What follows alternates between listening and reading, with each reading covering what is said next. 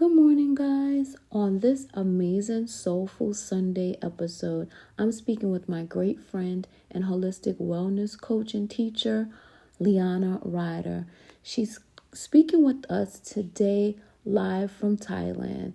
So hold on, we have so much information for you guys. We're going to talk about my spiritual journey along with her. She was one of the key components helping me along my journey, and she's going to share with you the techniques and skills that she taught me and the processes that we went through during my trip to Thailand, and just going to give us some great information about holistic health and wellness and meditation. It's going to be great. So I hope you guys enjoy.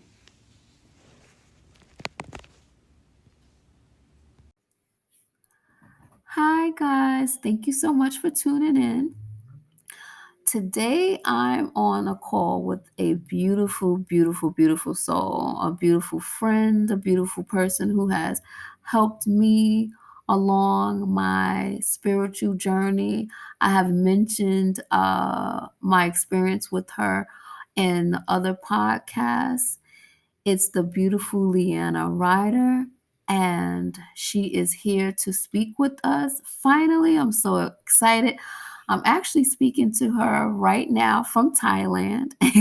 So we're on different time zones. She's starting her morning, I'm ending my night, and but she joined us to share some beautiful gifts with us and to help you guys on your spiritual journey, and just to tell you a little bit about my experience when I went to Thailand and all the beautiful things that she did for me. So I am going to let Liana introduce herself. She is here with me on the call. So, Liana, it is all you. Please tell everybody who you are and what beautiful work you do in Thailand and so many different other places in the world. Tanya, thank you so much. I'm so excited. Finally, we made it. And it's a perfect start to my day, chatting with you. And yes, hello to everyone. I'm Liana. I'm a holistic wellness coach. But most of all, I'm just a life and people enthusiast. That's who I am and what I am. And yes, currently I'm in Phuket, based here and doing what I love doing, assisting others on their journey to wellness and to happiness. So what a better place than being on this chat today as we are talking about wellness and happiness, Shatanya. So thank you for inviting me, and I'm so happy to be here with you. You are so welcome. Like, I couldn't do this show without you because you are definitely a key element to my journey. I don't know if other people, you guys have listened to my podcast in the past.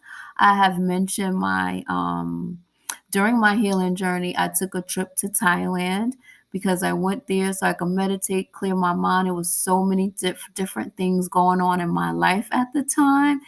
And I was at a crossroads of what I wanted to do with the rest of my life, as far as going into fashion, leaving fashion and coming into the healing aspect of my life, or just wanted to know what was going on. It was just so many things that were not clear to me at the time.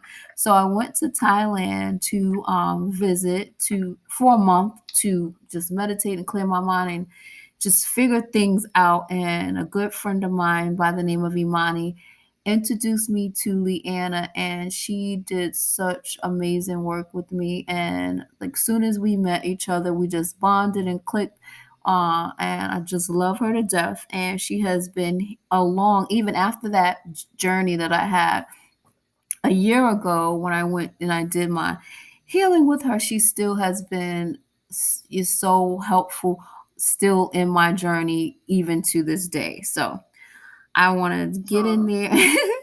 Yeah, Thank you. Beautiful memories, haven't we got there, Shatanya? Exactly. Meeting the first time on the beach in Qatar. Yes, yes. Beautiful memory, yes. Yes, walking along the beach and me getting over my fear of sand and just walking. It was so beautiful. It was so beautiful. So what I'm gonna do, guys, right now, I'm just gonna dig in a little and just be nosy and find out more about Liana. And I just want you to just if you could tell us a little bit about your life growing up in Italy. Liana is originally from Italy. And can you tell us about your life growing up in Italy as a child? Absolutely. It's beautiful. I was actually born in Johannesburg, South Africa. Oh, wow. I didn't even know that. But from Italian parents, you see? And so when they ask me where you're from, it's so difficult. They're two gems, I think. Born, so I've got an African soul. Yes. But I was born, yes, in Johannesburg, South Africa, from Italian parents. And then when at the end of the apartheid, we literally ran away from Johannesburg, and we went to Italy, where my dad was born, and my mother too, but we went to his hometown. Okay. So I was raised in Italy from the age of 12, and two beautiful countries. What can I say? I mean, growing up in Italy, it's just one of the most beautiful countries in the world. It's full of passion and food and architecture, and it's fashion, and it's just wonderful. It was a challenge though, because I felt that my roots were in South Africa. I really did miss it. It was one of my first traumas, really, to be taken away from South Africa. But I did it. Now when I think back, I left Italy 6 years ago, and it's just still one of the most beautiful countries in the world, that when you go travel as a tourist and enjoy, it gives so much, doesn't it?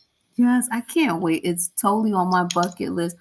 I can't wait to go to Italy. I just want to go there and eat all the food and go to the shops. Like that is. Oh yes, fashion. I mean, your eyes. It's just a joy, right? For the palate, for the eyes, for everything. Absolutely. Exactly. I can't wait to go there. So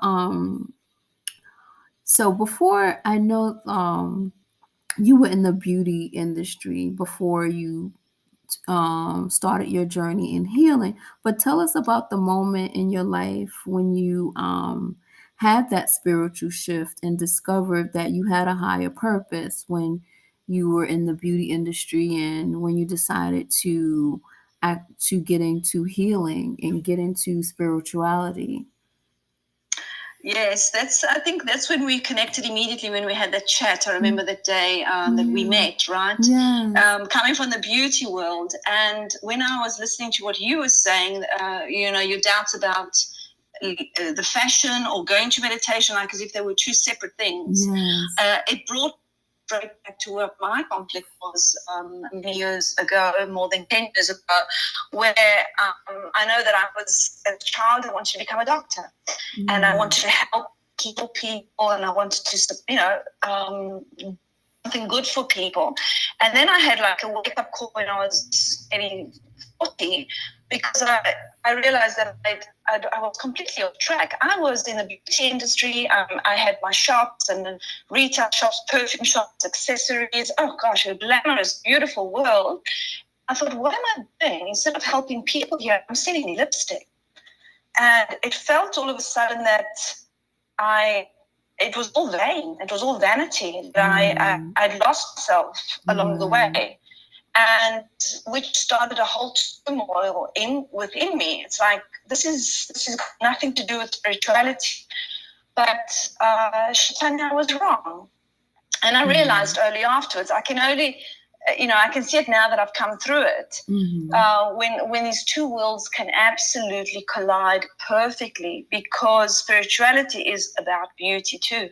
Right. It's about it's otherwise, why would there be so much beauty in nature itself? Right. I mean, I always wonder where you get your inspiration for your beautiful work that you do. And I think, well, nature gives it a lot of inspiration. If we just look at the life, the wonderful. I mean, even when I'm snorkeling and I'm looking at all these amazing, beautiful fish there, I'm going, wow, it's a fashion show down here, right? So it's nature has all that. So what I'm sharing is that I did have that little moment of breakdown where at a certain point it felt like my whole world came falling on my shoulders. It's like, I've got this all wrong. What am I doing here? I should be doing something completely different. And that's a time where, I had divorced. I'd broken up with a relationship with the partner that then I thought that was going to be for the rest of my life. And I just didn't belong there. It felt like a bit, I don't know if you've read the book Eat, Pray and Love. Yes, I love it. Right? Yes. There was a moment. That was my trip to That, Thailand. right? That was my trip to Thailand. That was my Eat, Pray, Love moment. Right? Exactly. I resonated with that too, because there's a moment where Elizabeth in the book writes where she falls to her knees and she's crying her heart out. God, yes. And that's what happened to me. And I just recalled that book that I'd read, because at a certain point it felt like the whole world had come down on my shoulders. I'd been diagnosed with abnormal cells in my uterus. I wasn't happy in a relationship. I was struggling with my business. It just felt awkward. It just felt completely wrong. And inspired by that book, I thought, okay, I'm going off to India now. Yes. And I need to go. I need to get into this. I need to stop the world and really understand what's going on. And that's what brought me then, instead of going to India, although I was researching on the website to find my way to India, I found an Indian ashram in Italy. And so that's what I did. I traveled down to the lovely part of Italy, Corinaldo, where I met Swami Jyotimayananda, who's got an ashram there. It's called Jyotirnath. And just because it's got joy in it, I really liked it. I thought this is a cool place to be. And what I wanted is to have a master on site, because I needed to stop and understand what was going on in my life. So that was the big wake-up call for me. Okay. And it's so interesting, because when we sat down that first day that I met you and we had the conversation, and you telling me about your beauty situation, your beauty career, and I was telling you about my fashion, that's when you opened my eyes to the fact that the worlds can collide. And because I was going through the same thing, I'm dressing these people, they're so broken. I can't make them happy, because the happiness is not on the outside. The outfits would never make them look beautiful. It's all in the inside. And that's when the light bulb went off for me. From you, I was like, okay, I have to heal people from the inside out. Like, I cannot keep trying to make them look beautiful on the outside and not work on the inside. So it put me on a whole nother mission when I came back to the US after that trip, because you put it into alignment for me. The universe sent you to tell me, okay, this is how you have to do it. Because I was like, I'm out of here. I don't want to do fashion. I don't want to see another dress. Forget these shoes. I was over it. But, you definitely opened my eyes. Beautiful. Yeah. While you were growing up, did you ever notice that you had special gifts, or did people around you notice that there were some things that was different about you, or energetically? Well, you know what, Shatanya, what I realized was that as a child, I was so connected, and I was already asking questions about life. I was questioning life when I was very small. And I got shut up so often. I would ask like existential questions of about life and all that.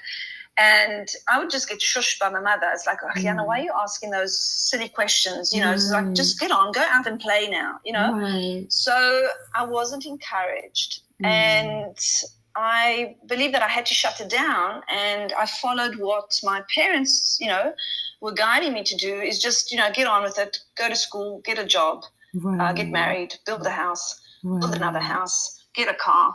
and that's it. Have kids, and that's you just get guided in that direction. So I believe that I wasn't encouraged to follow it and to develop it. And that's what I noticed today too when I help and support my clients. And I didn't have children, but I realize how important it is to befriend the dreams as they're growing up, right? And I totally rejoice when I see now that they're teaching meditation in schools, when they're allowing the children, because when we're so more connected. And it just comes spontaneous, but it was shut down at a very young age for me. I only explored it. I kept it to myself. I couldn't share it anymore. My dreams, what I used to see or what I used to feel, I just kept it in. Me too. The things that I would see, I kept it to myself. If I felt things, I kept it to myself because I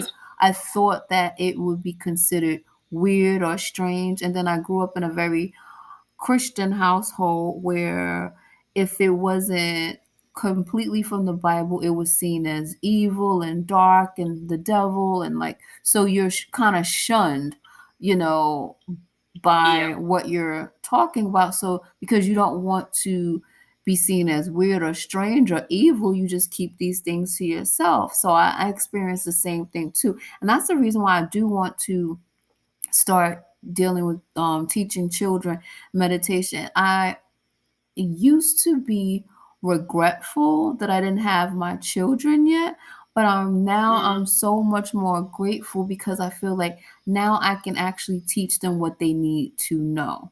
I can actually bring them up knowing who they truly are and knowing and embracing their powers and embracing their gifts and being able to just start fresh because like you said, the children are so connected. They know who they truly are. They know they can connect to their source and they don't have all the crazy jadedness that we have and the doubts and the fears. Like when you're a kid, you're fearless. You could do whatever. You jump off a building and you don't care. You don't think about, oh, what if this happens or what if that happens? So I want to keep my children pure in that aspect, like not flooding their minds with all my fears and all my past regrets and stuff like that. So yeah. Beautiful. What a blessing that will be for your children. Yes, I can't wait. I won't be able to run around with them as much as I want, but I can't wait. Yes, you go back to your happy childhood. And saying this, Chaitanya, this also brings back to what I actually do with the hypnotherapy part that I introduce in my healing practices is because that's what we do. We need to clean up the belief system because as children we come to the world pure, as pure essence, and it's a clean slate, and then layers are laid on us by our whole universe, which is the four walls in the house that we actually grow up in. And we're absorbing everything from the grown-ups that have been, our custodians, whoever they may be. If it's our family, it's grandparents, neighbors, or school teachers, and so on.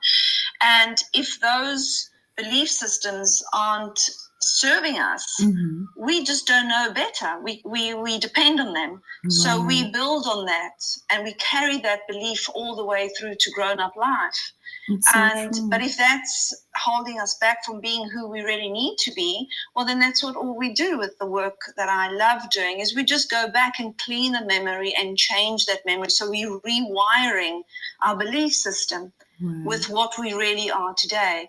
And you see, we do that as we grow up.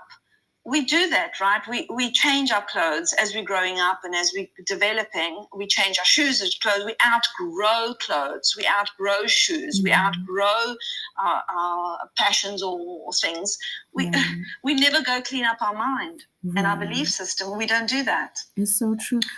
No, because that's one of the processes that you did with me while I was out there, my inner child healing. And that was one of the things I wanted to talk to you about, that like discussing how important that inner child healing is for a person. Because I didn't, when Liana did my hypnotherapy and my inner child healing, I didn't even realize how much stuff that I was still holding on to from my childhood, things that my mother said that had been stuck in my head that was holding me back, things that I saw, like all the things that I was experiencing as a child. I was so still stuck and had all that junk still there. And through this process, Leanna was able to bring it up and show it to me. Like it's so, well, you can explain what that process is.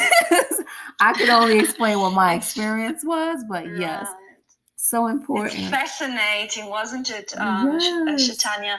It is, because it's like the only way I can explain it in an easy way is like we've got a computer, and on the desktop we have the information that we need to survive on a daily basis, right? All the things that we need to be doing, and that's our conscious mind. It's the one that brings us from point A to B. Like, okay, we're having a call in half an hour's time. I'm connecting. I'm doing that. That's all up here, and this is what I need to have. But in the hardware of the computer, we've got all those files of beliefs and experiences that we've had all our life. We carry them all along. And to every experience we have, there's an emotion attached to it. And sometimes it's a trauma, sometimes it's fear, sometimes it's pain, sometimes it's whatever it may be. So it's not the memory that really haunts us, but it's the emotion that we had attached at that age to that memory. Right. And when we go down and we go further in our subconscious mind, we can work on updating that data, deleting things that were correct when we were 4 years old, and the dog jumped on me, and it was bigger than me, and it was life-threatening. And so now every time I see a dog, I'm afraid. But now you're 2 meters tall, and the poodle is like 20 centimeters, and it's different. But so my mind, right? But my mind is registered danger. It's just, and that file is stuck in my computer, so in the subconscious mind. So we, through the process of hypnotherapy, which is so easy because that's what the hypnotherapist does, that's what I do, is I guide the person there to go collect the memory, clean it up, discharge it from that emotional pain, so that you can hold on to the memory, and you can hold on to the lessons you learned, but without having the negative emotions linked to it. So that's a beautiful process that I absolutely love doing with my clients, because it's so restoring, it's so refreshing to come out on the other side and say, okay, now I understand it. I don't need to believe that anymore. I can create a new belief that's going to get me exactly to where I want. Exactly. And it definitely did. My eyes were so open after that. I remember that whole process, just laying there crying, just like, oh my God. But it was a good cry. It was a cry that needed to be cried. But yeah, I just remember everything just coming up, and it's like, wow, all this stuff was buried deep down, and I didn't even realize. And it was like a weight lifted off me. I was able to start healing. And beautiful. That's so, and that goes into my next question. For some people who don't understand what a healer is, because I know there's a lot of people out here, they refer to themselves as healers, and a lot of people don't understand it, especially if you come from different backgrounds and different religious backgrounds. You don't understand what a healer is and what a healer actually does. So could you give us your definition of what a healer is and what a healer does, and the benefits of a person would gain from doing a healing, and maybe, for example, like Reiki or something? Like, what is your definition of what a healer is and does? A beautiful question. It's actually, I believe we are all healers of ourselves, really. What makes a healer really is, yes, there are people that have special gifts and are more attuned with their gifts, right? But the base of it is that we are all energy. We are energy. That's what we are. We're just beautiful energy, and that energy can get stuck, can be tainted, can get heavier. And what the energy healer, what we do in an energy healing, whether it's through sound therapy or whether it's breathing exercising, whether it's crystal healing, we all tapping into the energy flow, and it's cleansing, it's restoring. Now, a healer normally channels that energy, but Shaitanya, what I love to say with people is that we all do it, even without even realizing it. It's just that the healer has put the time, effort, and concentration and intention on it. I've been doing this now, it's become my life. That's what I do. But so obviously you become an expert in it because you've dedicated your time to it. But when you've got, let's go back to children. When you have a little baby and it's crying, what do you do intuitively? You pick up the little baby and with your hands you start caressing it or tapping it on the back, and you're rocking it. What are you actually doing? You're moving that energy. That's all you're doing. And you're channeling that positive energy from your heart through your hands. And you're giving comfort, you're giving security, you're giving support. Isn't that true? That's true. That's so true. Right? That's it. So we're channeling that energy that comes straight from the heart through the palms of the hands, and we're stroking and caressing and we're giving positive. And it's the same thing that we do when we, as grown-ups too, we hug someone and then you just hold them there and you pat them on the back. What are you doing? You're moving that energy. You're lifting, you're going from the heart space. And that's what our energy healer actually does. It's passing that energy, getting it to flow through the body so that the person can be restored to that perfect energy flow in the body. That's amazing. And it definitely, I felt it because I remember the night after my, I think might have been the Reiki, I felt my frequency shift. And I remember texting you the next morning, like, oh my God, I was scared to death because I didn't know what was going on. And I'm like, I feel weird. I don't know what's happening. And I remember you said that's just your frequency rising. And I just remember the feeling, and it was just like, but it definitely rose, the energy shift. And then I swear, like, things just started happening. Like I feel like a lot of times when and this is just me, when we clear up our energy and we raise our frequency, so many things just start manifesting in our lives. And that's one reason why I want people to, learn how to clean up their energy and clean up their mindset and their thought patterns, and find their happiness is because things just start manifesting. And I swear, from like a week later or whatever, when I got back home, just things just started manifesting. So many amazing things just started happening, and things just, I have way more clarity, after that session. And it was just like rapid fire of things just going in amazing directions. So clearing up that energy definitely is a big benefit, because not just to manifest things, but just getting that clarity. Yeah, beautiful. And I think we've got a break. Okay, so we're going to take a short break, guys, and we'll be right back. So what I wanted to ask you next was, how would you describe your meditation journey? Because I know for me, it was a difficult journey. I kept trying to figure out, like, quieting the mind, and I'm sitting here and falling asleep and can't quiet the mind. Then I start thinking about what I'm going to eat later and all this other stuff. And then I have friends who I'm like planning out my meals for the day and, what I'm going to wear tomorrow. Like, all that other stuff starts going on. So how was your meditation journey? Was it a rocky road, or was you able to just get right in there?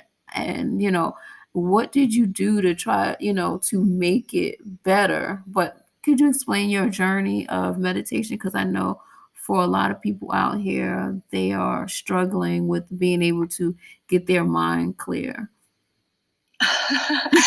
I'm happy to answer this question. And when I go back to the first time that I thought, okay, now I've heard about this meditation thing. And I was just like you, coming up from a Christian Catholic, bringing up everything that had to do with meditation and yoga, and it was all evil. You're opening yourself to evil forces. So I had to keep away from it, right? Now I'm a grown up and I'm starting to question things in a different way. And I think, okay, I was on my trip to Ubud, Bali, which has got a very, very important meaning. That was where I actually learned about spirituality again, on a beautiful trip in Ubud. And I thought, okay, this is a great place. I think I'm going to start learning how to meditate. And I get this lady, this Balinese lady, to teach me. And as we're sitting there with my cousin at that time, and I'm trying to do what she's doing. And I'm sitting and I'm looking at her, and with my eyes closed, and it was disastrous. I think I lasted 3 seconds because my monkey mind, just like you said, so like, what am I going? And I'm getting itchy, and then there's mosquitoes, and then it's hot, and then my back is sore, my knees are sore, and then I'm like opening one eye and watching my cousin and watching this lady, and I'm going, are you getting it? Because I'm not. What's supposed to happen here? And I'm just getting very nervous. I thought, okay, leave now. I'm done. I got up and I walked out because I was just so uncomfortable. And I'm a very, very busy mind. And but that's exactly what I experienced. And what I can say now, and what I teach when I do teach meditation classes, and that is meditation. You don't do meditation. You become meditation. So it's not something that you do. It's something that you are. And then I explored all the different types of meditations, and there's hundreds of different types, and the Buddhist way and the Zen way, and then there's so many different ways. But the actual point is that you can live meditating. And again, go back to your childhood. Go back when you were a little child and you would watch an ant carry a leaf for 10 minutes, half an hour, and you would get completely lost in it. So meditation is just about when, instead of projecting everything to the outer world, you going into the inner world. You becoming aware of everything that's happening, the sensation of just being in the here and now. That's what meditation is. So people are trying to learn different ways of meditation, or they add a spiritual meaning to meditation. No, it's literally just being in the present moment. You can be meditating while you're having a shower. I love that. You can be under the water, feeling the drops over your body, feeling cleansed from the water, feeling the droplets, focusing on the heat of the warmth or the cold shower. It's just the sensation that you are literally in that moment. So it could be a walking meditation. It could be literally just pacing and being aware of what your foot feels like when it touches the ground, and how you're shifting from one side to the other in the body. You're just living in the present moment while you're washing the plates, or while you're waiting for the bus at the bus station. You're just becoming present in that moment. You're aware of the traffic, the noise, the sounds, your feelings, your heartbeat. That's living in a meditative state, which is so different from doing. It's bringing you back to being a human being, being in the present moment, rather than being a human doer, that I have to do something. Right. And I think that's where it gets a little confusing, because people feel like there's something I have to do. I need to sit like this. I need to breathe like that. And then on my journey, it was, okay, I tried to do the guided meditations, and I tried to do all these different types of meditation of breathing, counting your breaths, and my mind just went everywhere. My nose is itching, my face is twitching, and I'm all different things. I'm like, oh, this is ridiculous. And then I realized I was falling in and out, and I realized I was getting into a meditative state, but I didn't understand what the feeling was. And then I would start overthinking it. Now I'm out of meditative state. So it was just like, it was really a hot mess. But Right. but now that, you say, especially, there's so many different things where you are in a meditative state. Just being in a meditative state is meditating. That I love that, because then Right. anybody can do it, and they can understand that you don't have to be a guru or master. Like, you don't have to be a monk to meditate, or you don't have to go to, read all these different books in order to meditate. I did start doing something right after quarantine. I was reading this book called Living a Mindful Day.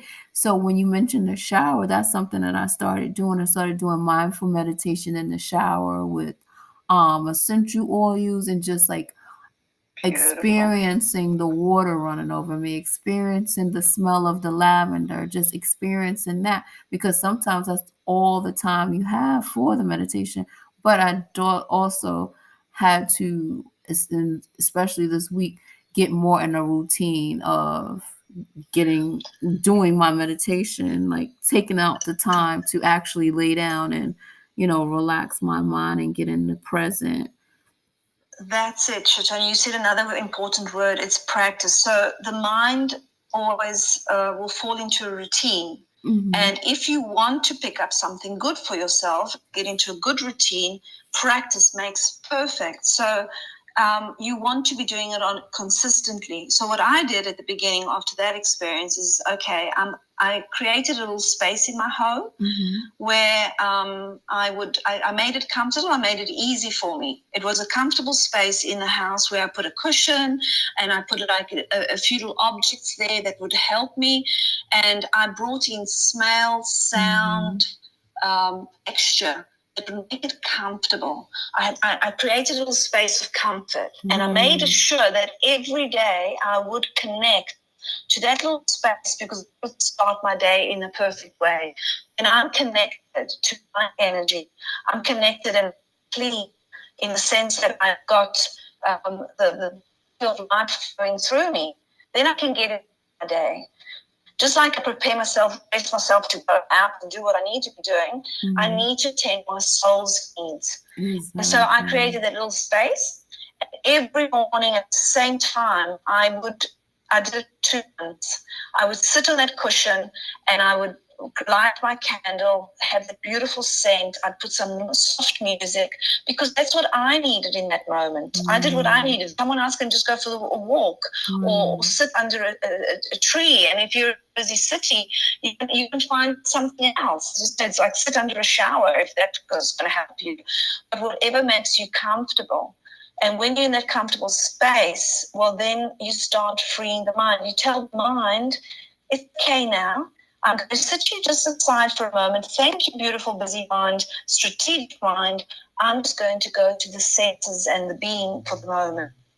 And I allow music and help too to go somewhere in a beautiful space of just connecting with self.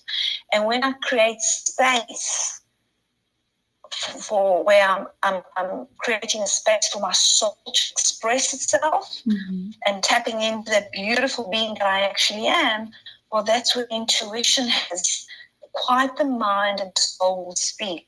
I love that quote. Quiet the mind and the soul will speak. If my mind is always so agitated and always on it, my soul hasn't got a space. I need to create space for that soul to say what it is. So how are you feeling today? I'm feeling tired. I'm worried. I need, what is that your soul really needs? And I tend that need, right? Just for those 10, 15 minutes every day. And I train myself in that space that now over time, I can do that any time of day. I can go to that beautiful space. It just becomes easy for me. But it took training. It took me at least those 2 months to do it consistently every day. Sit on that cushion with that beautiful music, with the smells, and that would get me into that beautiful state of peace and quiet. Does that make sense to you? Yes, it definitely does. No, it's beautiful. That definitely does. And it makes me realize I need to get back to being way more disciplined with sticking to my schedule of making that time for myself. And it's so true when you say you quiet the mind, the soul speaks, because I've gotten so much information from myself once I quieted my mind, where, my inner being was able to answer a lot of questions that I had. And, sometimes we have so much clutter going on, we can't get the answers. With all of that, we have to sit down and take a moment. But I wanted to, because I want everyone to kind of get an idea of, can you explain to people what the process is that you did with me, with my healing? One of them, the hypnotherapy. Therapy. Hmm. Beautiful. So my whole practice is around a foundation, which is I've got two core beliefs, Chaitanya, that guide me, that make me, I love doing. And that is one, that we are all unique, divine, beautiful souls. We are all divine perfection. That's who we truly are. And when we tap into that divine perfection, well, then we can manifest ourselves in this lifetime. And we are all unique, and we all have a purpose here, and to shine our uniqueness.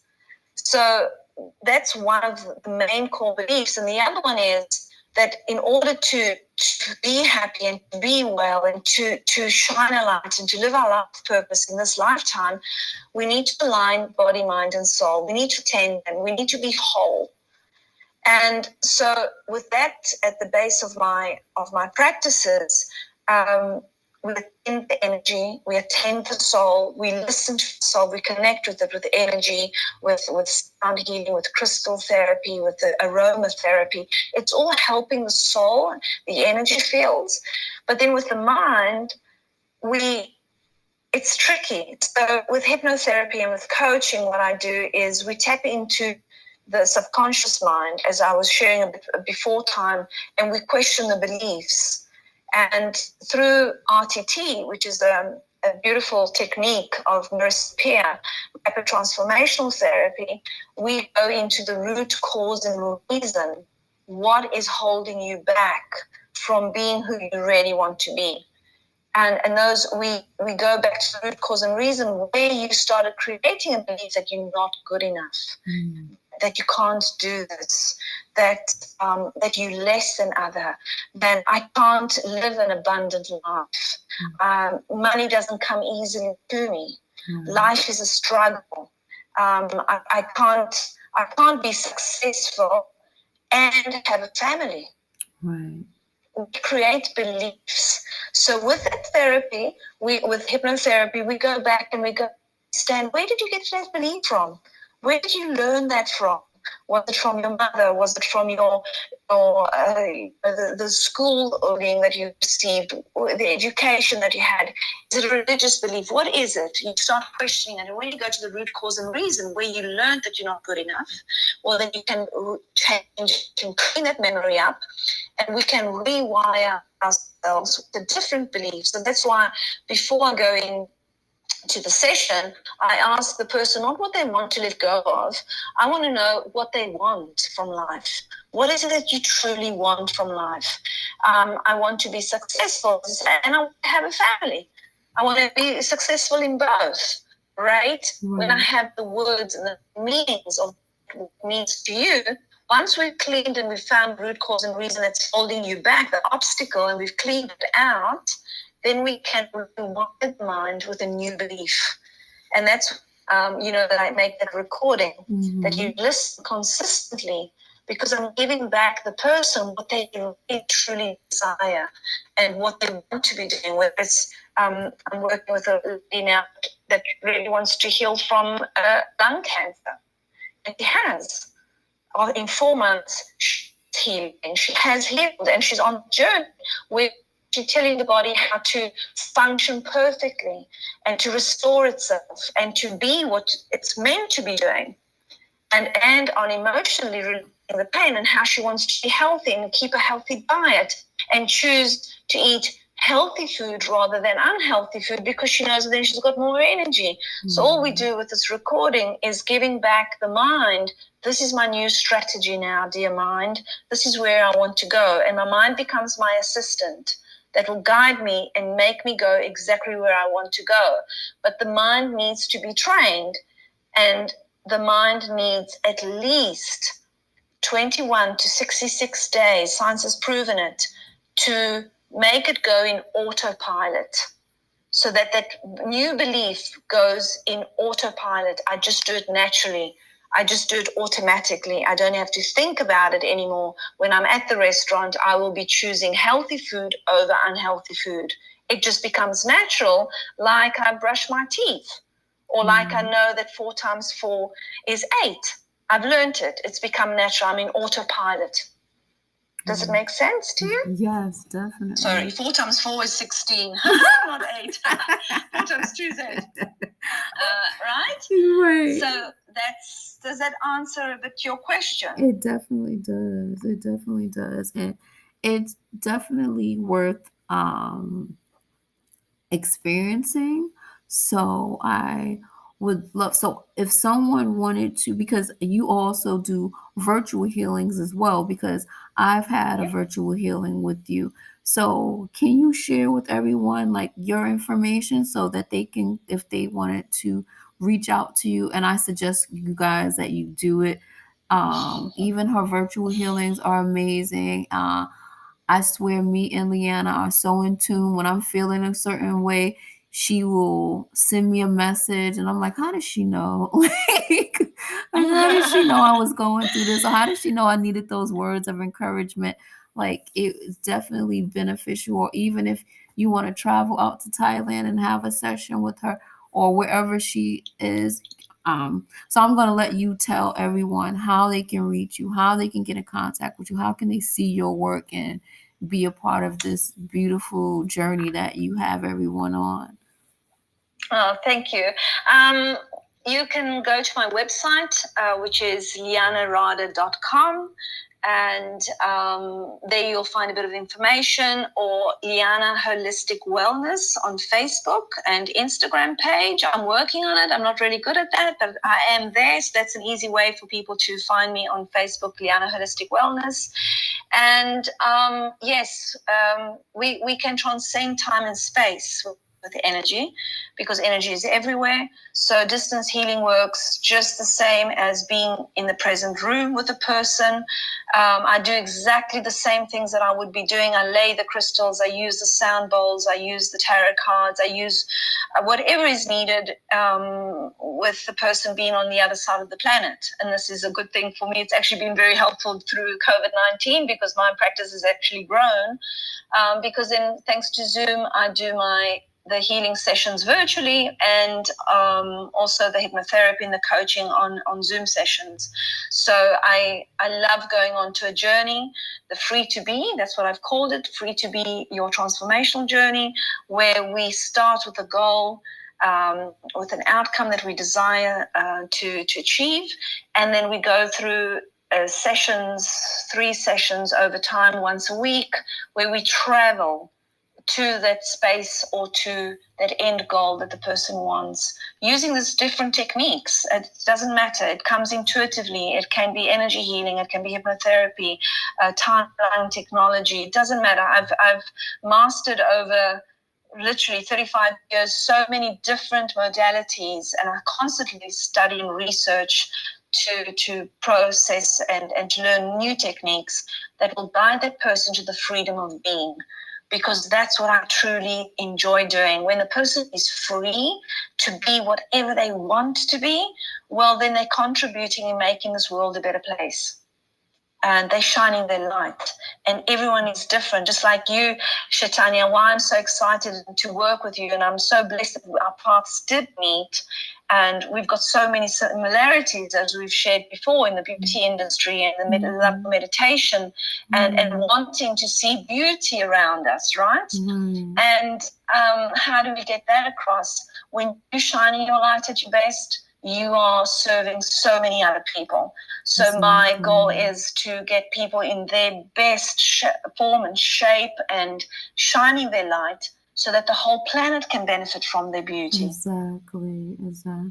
If everyone was in alignment, this world would be so much of a better place. We wouldn't have to have all these marches about who lives matter, or we wouldn't have these, so many wars going on, all this, especially like going on here in our country right now with the elections. We wouldn't have all this stuff going on if everyone was in alignment, if everyone was connected to their true self, their true inner being. We wouldn't have these issues because everyone would be at peace, everyone would be full of love, because that's what we are at our core. We're love, we're happiness, we're just positive energy. But when we get away from that, that's when you have competition and you have hate and you have, all these other things that's ruining our world. But if we all could get in alignment,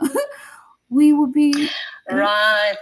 It would be such a beautiful totally place. Agree, Chaitanya, with that, because as Gandhi used to say, be the change that you want to see in the world. Exactly. And this is something that I always teach when I'm working with clients, is that I don't change the outer world. I change the inner world. I have the power only to change the inner world. I can't change the outer world. But what it is I give out what I have inside. So if I work and nourish myself and fill myself with love and fill myself with light and joy, that's why each and every day I can't start my day without tapping into my inner beauty, my inner love, my inner self. Because when I go in there and I sit in the abundance of love that I have in my heart, well, then I step out and I share that love with everyone else. But if I start the day with carrying worry, anger, resentment, feeling not worthy, what do I give? I give what I have. I emanate that energy outwards. Exactly. So it really does start from us individually. And of course, let's call it meditation, let's call it mindfulness, let's call it whatever you want to call it, but it's literally tapping into your own power within. And when you're in that power and you're cleansing it and you're filling it up with joy and love and you're raising your vibrations from hate, anger, grief, from all the heavy emotions, then you're lifting them to the higher vibrations of love, of joy, of peace. When you go out of your meditation, when you go out there, what do you share? You're smiling to others. And you're already giving out the beauty. And what do you get back? A smile. It's so true. It's so true.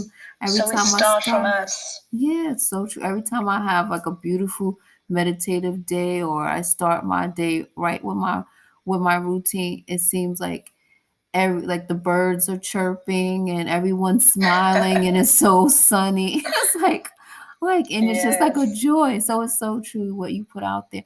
And thank you for, letting us tap into your me time, because it's super early there, and I know this is your time. So thank you so much for sharing your light, your love, your time with us, and hopefully giving someone the tools so they can either start their journey or continue on their journey. So I truly, truly appreciate and love you so, so much. Thank you for this opportunity. I wouldn't have missed it for anything else. And I travel with you and I travel with the people that are going to join this podcast, because we are one. We are all connected, and we are all contributing to make this world a better place. And thank you, Chaitanya, for what you do in your unique and special way. Love you, love you, love you, and wish you all the best. Oh, thank you.